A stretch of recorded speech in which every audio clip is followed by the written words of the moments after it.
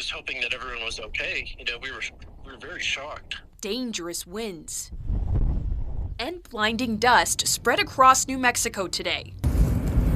This was the scene on Interstate 40 outside of Santa Rosa when travelers heading home to Albuquerque felt the traffic come to a stop. We noticed that it wasn't sand anymore, that it was smoke. We started seeing fire on the side of the road. All the grass on both sides of the highway and the median were fully in flames. That traveler, Alex Matthews, recounts seeing ambulance and fire trucks heading to the scene. The wind just brings in so many dangers. I came out here during the peak of storm this afternoon, and as you can see behind me, downtown Albuquerque is barely visible. You cannot see the Sandia Mountains. We're just surrounded by a cloud of dust. We knew it was going to be bad today. According to New Mexico's Department of Transportation, roads were closed across the state. We have the entire interstate from the Arizona state line all the way to Las Cruces shut down. That's 132 miles of roadways we have shut down right now in this area, and it's for the safety of the traveling public. So this story took place in March of 2025, which was not the highest average wind speed we typically see for the course of the year here in Albuquerque or New Mexico,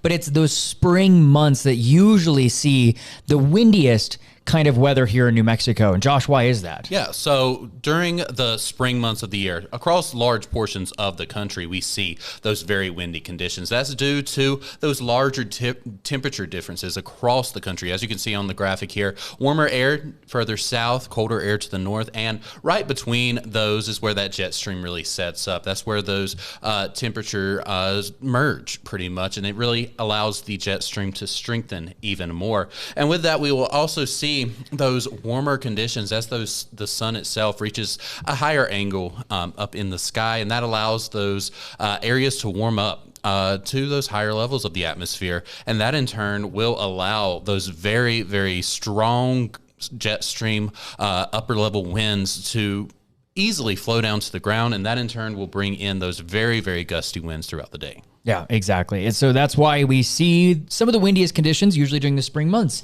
here in New Mexico. And I think we all know how famously windy it can get, especially during March, April, and May here in the state.